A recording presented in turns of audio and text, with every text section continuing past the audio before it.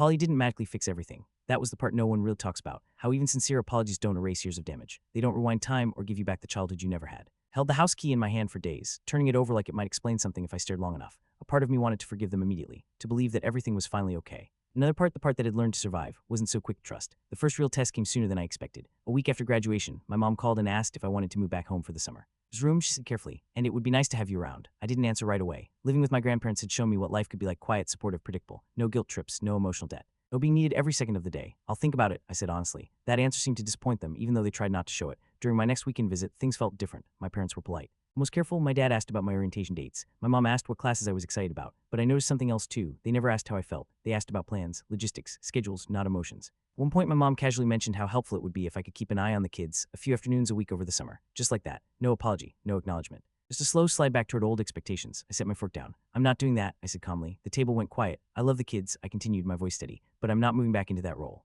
My dad frowned. My mom looked surprised, almost offended. "We weren't asking much," she said. "That's the problem," I replied. "You never did." For a moment, I thought everything was about to explode again, but instead my dad sighed. "You're right," he said reluctantly. "We pushed too far before. It wasn't perfect. It wasn't warm, but it was something. I didn't move back home that summer. I split my time between my grandparents' house and short visits with my parents on my schedule, not theirs. And every time I left on my own terms. Slowly, boundaries formed, awkward, uneven, but real. I learned something important during those months. Forgiveness isn't a switch you flip. It's a process with rules, and the biggest rule: never shrink yourself to make other people comfortable again, because the girl they once controlled was gone, and she wasn't coming back. But whether they truly understood that was something only time would reveal. Didn't plan to tell my parents right away. Part of me wanted to keep the scholarship to myself, like a small, private victory they didn't get to touch. But another part of me needed to know, needed to see their reaction. But that night I called, my mom answered. I told her I'd won a full tuition scholarship, for years, paid for. There was a long pause on the other end of the line. "Well," she finally said, "I guess all that studying paid off." It wasn't enthusiasm. But it wasn't cruelty either. Then she asked if that meant I'd be moving away for college. "Yes," I said, "most likely living on campus." Another pause. "The kids will miss you," she said quietly. And even softer, "We all will." That was the closest thing to an admission I'd ever gotten. Graduation came faster than I was ready for. And then something happened that completely blindsided me. My mom asked to talk. She told me they wanted to throw me a graduation party at their house. Just family. I didn't know what to say. These were the same people who'd kicked me out over a part-time job. Later, my grandmother explained it. "Barbara visited them," she said. "Had a long talk with your mother." That explained everything. I agreed to the party, half expecting a trap. Graduation day arrived bright and warm. My grandparents took photos like it was the biggest event of their lives. My siblings waved wildly from the parking lot. When my name was called, I heard cheers from multiple directions. After the ceremony, we all went back to my parents' house. There were balloons, food, a banner with my name on it. It felt surreal. Then came the gifts: money, cards, a new laptop from my grandparents that nearly broke me. And then my parents handed me a small box. Inside was a key. "To the house," my mom said. "We want you to know you always have a home here." My dad cleared his throat. "We were wrong," he said. "When you got that job, we handled it badly." I waited for the catch. It didn't come. They apologized. For real. They admitted they took advantage of me, that they'd hired a real babysitter now, that they were sorry I didn't know what to feel. Relief, confusion, cautious hope. That night, my grandmother told me something else. My parents had asked if they could help with any college costs not covered by the scholarship. I lay in bed staring at the ceiling, holding that house key. Somehow I'd gone from being disposable to being wanted again. But I wasn't the same girl they'd kicked out, and whatever came next, it would be on my terms. Life at my grandparents' house settled into a rhythm faster than I expected. School during the day, fewer shifts at the coffee shop, evenings spent actually studying instead of chasing kids around the house. Within 2 weeks, my grades started climbing. Teachers noticed. I wasn't falling asleep in class anymore. I wasn't constantly anxious about who needed me next. For the first time, my life felt manageable. Weekends, I went back to my parents' house like we'd agreed. I dreaded the tension with them, but seeing my siblings made it worth it. They clung to me every visit, showing me drawings, telling me stories, begging me not to leave when 6 o'clock came. Credit card issue quietly disappeared when my grandfather insisted on paying it himself. "It's worth every penny to get you out of that environment," he said. I promised to pay him back someday, but he waved me off like it was nothing. Month after moving in, something unexpected happened. My English teacher asked me to stay after class. I assumed I was in trouble. Instead, she slid one of my essays across the desk. One I'd written about family roles and emotional responsibility. "This," she said, tapping the page, "is one of the strongest pieces I've read from a student." I stared at her, stunned. She asked if I'd ever considered applying for scholarships, especially ones for students who'd overcome adversity. She handed me a list and offered to help with applications. Hope stirred inside me for the first time in months. Threw myself into it, writing essays, filling out forms, researching colleges with my grandparents, touring campuses on weekends. My future, something I'd never been allowed to imagine, was suddenly real. My parents didn't share the excitement. During one visit, my dad scoffed when he saw me working on applications. "College is a waste of money," he said. "You should be saving to support yourself." "I am," I replied calmly. Scholarships, that shut him up. By spring, I'd applied to 6 colleges and more scholarships than I could count. The first acceptance letter arrived in April. A partial scholarship to State University. I cried. Not because it was perfect, but because it proved I could do this. Then something even stranger happened. My mom asked me genuinely how my applications were going. It wasn't warm. It wasn't enthusiastic. It wasn't cruel either. I didn't trust it, but I took it. 2 weeks later, an email landed in my inbox that made my heart stop. I'd been selected as a finalist for a full tuition scholarship. If I won, college would be completely paid for. I didn't sleep for days waiting for the interview. When the results finally came in, I opened the email with my grandmother's hand on my shoulder. "Congratulations, I'd won. Full tuition." For years I sobbed. Everyone did. And for a moment it felt like everything had finally turned around. But what I didn't realize yet was this: success changes how people treat you. Especially the ones who once discarded you. And my parents were about to surprise me. Message came in while I was still sitting at Casey's kitchen table. It was from a number I didn't recognize at first. Then I saw the name, Alex, my little brother. My hands started shaking as I opened it. You're fighting all the time now. The house is a mess. I miss you. That was it. No emojis. No extra words. Just the truth straight from a kid who didn't know how to hide it. My chest tightened so hard it hurt. I missed them too. Every single one of them. No matter how angry I was at my parents, the kids were innocent. They were stuck in the middle of a mess they didn't create, and I'd been their constant for years. Losing me must have felt like the floor dropping out from under them. Casey's mom noticed my expression and softened her voice. They're not your responsibility, she said gently. No, it feels like they are, but they're not. I nodded, but the guilt didn't go away. When I got back to Megan's apartment later that day, I wasn't prepared for what was waiting for me. My grandparents were sitting on the couch. For a split second, panic surged through me. I thought something terrible had happened, that maybe my parents had already called the police, or CPS, but my grandmother smiled softly and patted the seat next to her. Don't look so scared, she said. We just want to talk. They'd heard about everything. The credit card, the threats, the living situation. My parents had called them, trying to control the narrative, of course. Instead of anger, my grandparents looked concerned. My grandfather cleared his throat. You shouldn't have to work so many hours just to survive while you're still in school. My grandmother nodded. Your education matters more than anything right now. Then my grandfather said the words I wasn't expecting. We want you to come live with us. I stared at him. They explained they had space, that they could handle the school commute. I wouldn't need to work nearly as much. My mind raced. Living with them would solve everything: housing, stability, safety. But I worried about being a burden. They were in their 70s. They deserve peace, not teenage chaos. My grandmother seemed to read my thoughts. We've already discussed it with your parents, she added. They agreed. That didn't sit right. There's a condition, my grandfather said carefully. You visit your parents and the kids once a week. Of course there was. They still wanted access to me. But once a week was nothing compared to my old life. I agreed. That weekend, I moved into my grandparents' house. Turned their home office into a small bedroom just for me. Fresh bedding, curtains, even a lamp they picked out specially. I slept better that first night than I had in weeks. Saturday came faster than I expected. My grandmother drove me to my parents' house for the first visit, promising to pick me up at exactly 6. When we pulled up, my siblings burst out the front door. Wrapped around me, talking all at once, clinging like they were afraid I'd disappear again. I held them tight, swallowing the lump in my throat. My parents stood in the doorway watching. The day passed in a strange, tense blur. Played with the kids, helped with homework, made lunch, almost like old times, except now I could feel how wrong it all had been. As I was leaving, my mom called after me. Don't forget to bring your babysitting money next time. I turned confused. What babysitting money? She rolled her eyes. The money you owe us for stealing our credit card. I didn't argue, I just left. In the car, my grandmother said something that stuck with me. Your mother seems to have forgotten how much money they saved using you as free labor. And for the first time, someone said out loud what I'd always known.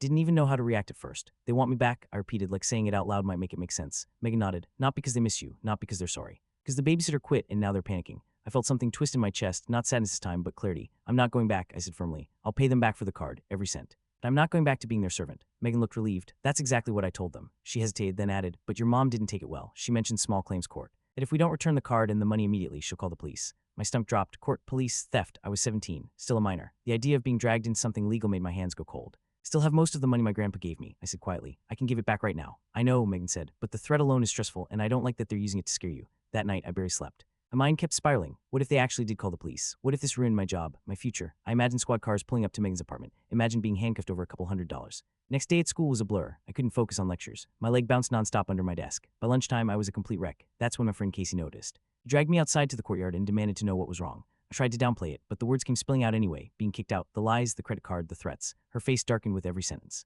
That's not just messed up, she said. That's illegal. I stared at her. What do you mean? Julia, you're still a minor. They can't just throw you out because you got a job. That's neglect. The word hit me like a slap, neglect. Never thought of it that way. I was so used to being treated like an adult at home, expected to handle everything, that I forgot the law still saw me as a kid. Casey hesitated, then said, my mom's a lawyer. My stomach flipped again. I don't want to drag anyone else into this. She's already involved, Casey replied gently. You just don't know it yet. After school, she took me to her house. Her mom listened quietly as I told the whole story, dates, conversations, what was said when they kicked me out. He asked careful questions, writing things down, her expression growing more serious by the minute. When I finished, she leaned back and sighed. Julia, she said, what your parents did is not okay. They're legally required to support you until you're 18. I swallowed hard. She laid out my options: emancipation, reporting them to Child Protective Services, temporary guardianship with another relative. None of them sounded easy. Them sounded terrifying, but for the first time since this all started, I realized something important. I wasn't powerless. And just as that thought settled in, my phone buzzed with a new message from my little brother. And what he said made my heart ache, and my decision even harder. Drive back to Megan's place was quiet, too quiet. My thoughts were racing, about the call, about being cut off, about how suddenly my entire life had shifted. I kept replaying my mom's words in my head, the way she said them so calmly, like she was canceling a subscription instead of cutting off her own child. Once we were inside Megan's apartment, she set the folder on the kitchen table and slid it toward me. Open it, she said. Inside were my documents, my birth certificate, my social security card, school papers, medical records. Stared at them stunned. How? I started. I went into their office, Megan said. You can't rebuild your life without these. They shouldn't be holding them hostage. Relief washed over me so hard my knees felt weak. But then she added something that made my stomach tighten. Oh, and I grabbed their spare credit card. I looked up sharply. What? They keep it for emergencies, she explained. And this is one, my chest filled with panic. Again, that's stealing, she rolled her eyes. Relax, I'm not talking about shopping sprees or vacations. You need clothes for work, a phone plan, basic necessities. They owe you far more than this after years of unpaid labor. I didn't like it. Every instinct screamed that this would come back to haunt us. But I also looked down at my wallet, $50. That was it. My first paycheck was still 2 weeks away. Against my better judgment, I agreed. Barely. We set strict rules. On the essentials, nothing extra. That afternoon, we went to the mall. I bought plain black work clothes for the coffee shop, a cheap prepaid phone, toiletries, nothing fancy, nothing indulgent. Still, when we checked out and the total came to just over $200, guilt gnawed at me. That night, I barely slept. The next day was my first shift at the coffee shop. I was nervous but determined. The place was small and always smelled like espresso and burnt sugar. The manager walked me through everything slowly, and even when I messed up orders, no one yelled at me. For the first time in a long time, I felt capable. When I got back to Megan's that evening, I had 3 missed calls from an unknown number. My heart dropped. I called back, bracing myself. "Julia," a small voice asked. It was my little sister. She was crying, asking why I left. Asking when I was coming home. I explained as gently as I could, about work, about needing space, without saying anything bad about our parents. She didn't really understand, but she made me promise to visit. After the call ended, I broke down again. Megan ordered pizza. We watched terrible movies. It helped a little. The days blurred together after that. School, work, homework, sleep, repeat. I was exhausted but proud. I was surviving on my own terms. Then about a week later, Megan came home looking tense. "We need to talk," she said. My heart dropped straight into my stomach. "You noticed the credit card charges," she continued. "Your mom called. She's accusing us of theft." I felt sick. "But that's not all," Megan added. "She wants you to come home." I blinked. "What?" Megan's mouth twisted into a bitter smile. "Because their new babysitter quit after 1 week." I let out a hollow laugh. Of course, they didn't want me back. They wanted their free childcare. But this time I wasn't going back quietly, and the next move could decide everything. Stared at the screen, my pulse thudding in my ears. Megan noticed my face drain of color and immediately sat beside me, her expression turning serious. "You don't have to answer," she said softly. I knew she was right. But I also knew this wasn't something I could avoid forever. If I didn't pick up now, they'd just keep calling. Or worse, show up. So I took a deep breath, steadied my shaking hand, and hit accept. Didn't even get a chance to say hello. "What the hell do you think you're doing?" my dad shouted. His voice was so loud I had to pull the phone away from my ear. Megan's eyes widened. She could hear every word. "You humiliated us," he continued, barely stopping to breathe. "You turned the whole family against us. Do you have any idea what people are saying?" I sat there, frozen, absorbing the rage like I'd done my entire life. "You're ungrateful," he snapped. "We gave you home, food, everything, and this is how you repay us." My throat tightened. Tears burned my eyes, but I refused to let them fall. When he finally paused, I whispered, "I didn't mean for Aunt Barbara to tell everyone." It was weak, I knew that, but it was all I had. "You stupid, selfish," he started again. Then I heard my mom's voice in the background, sharp. "Manning, give me the phone." There was a brief scuffle, and then her voice came through cold and flat. "Julia," she said, "you've made your choice." My stomach dropped. "Don't expect any support from us moving forward. Not for college. Not for your phone, nothing." I felt like the floor disappeared beneath me. My phone, my college plans, everything I'd been barely holding together gone. "What about my things?" I asked quietly. "Stuff is still there. You took what you needed," she replied. "Anything left will be donated if you don't arrange to pick it up by the weekend." And then the line went dead. I stared at the screen, numb. Just like that, I was cut off, disowned, over a part-time job in the truth. Megan wrapped an arm around my shoulders and squeezed gently. "Well," she said dryly, trying to lighten the mood. "That went great." I laughed weakly, but it came out more like a sob. "Don't even have my documents," I whispered. "My birth certificate, my social security card, they control everything." Megan's eyes narrowed. "Not for long," she said. The next morning, she called in sick to work. "We're going back to your parents' house," she told me, grabbing her keys. "While they're gone." My heart started racing again. Was this a good idea? I still had my house key. That fact alone felt surreal. We let ourselves in quietly. House felt different, empty, cold, like I didn't belong there anymore. I rushed to my room and started grabbing everything I'd left behind: books, clothes, my laptop, photos of my siblings. Meanwhile, Megan disappeared into my parents' home office. When we finally left, she was carrying a folder tucked under her arm. "What's that?" I asked as we loaded the car. She just smiled. "I'll explain later." I had no idea that what she took would protect me and start an entirely new war with my parents.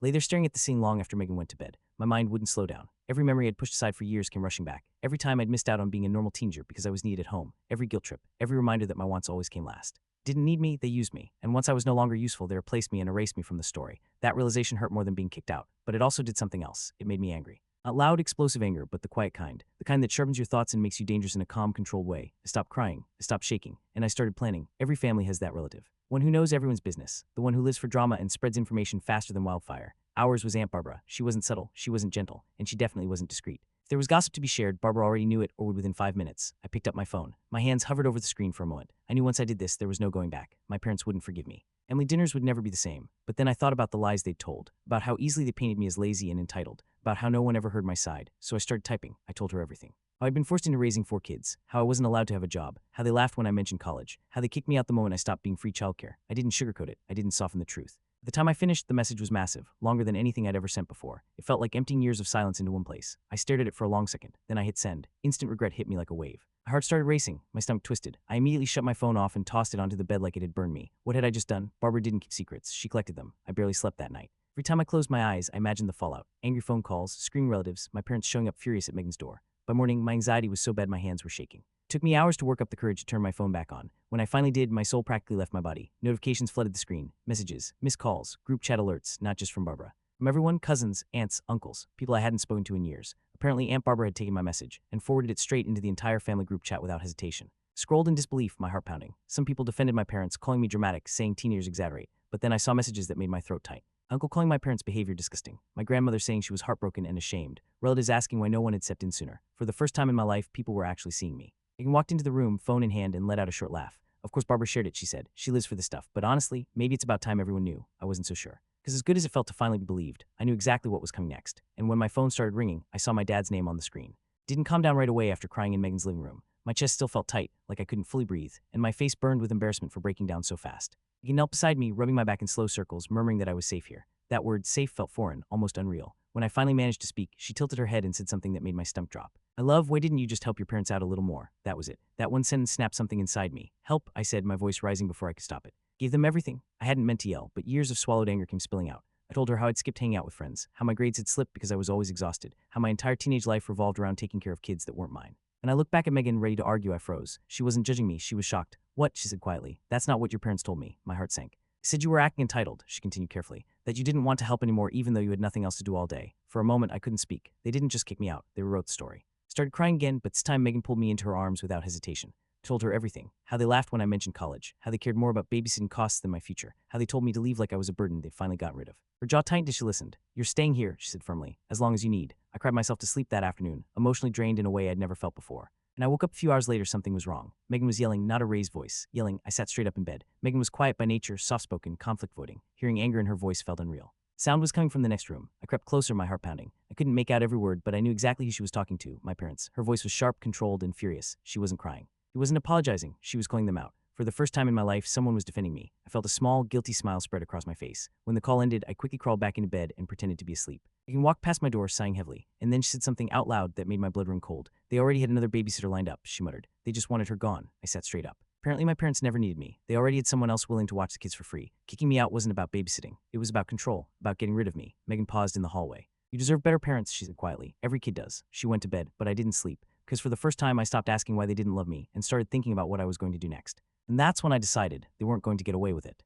Months after I turned 17, I landed my first real job. Not a dream job, not anything fancy, just a part-time position that meant freedom, my own money, and one small step toward a future that actually belonged to me. I was excited when I told my parents. Nervous too, but excited. Their reaction killed that feeling instantly. The first thing out of my mom's mouth wasn't congratulations or we're proud of you. It was, so who's going to watch the kids? I should have been shocked. But honestly, I wasn't. I'd been raising my siblings for years. School drop-offs, homework, baths, dinner, bedtime, crying fits, sick days, I did it all for free. Every day, so when they looked at me like I'd just committed a crime by getting a job, something inside me snapped. I asked one simple question. Then who's paying for my college? That should have ended the conversation. Spent years telling me college was my responsibility. If I wanted it, I'd have to earn it myself. Instead, they laughed. Actually laughed. My mom shook her head like I'd told the dumbest joke she'd ever heard. My dad leaned back in his chair, smirking. You're a girl, my mom said. Girls should be grateful to take care of kids. That's just how it works. Free babysitting, that was my purpose. Then my dad jumped in. You have any idea how expensive a babysitter for 4 kids is these days, Julia? That's when I tried to compromise. I told them I could give them part of my paycheck, help out financially, still be around sometimes. Didn't care to them the moment I chose my own life over theirs. I became selfish, ungrateful, disposable. So they told me to pack my bags. No argument, no warning, just leave.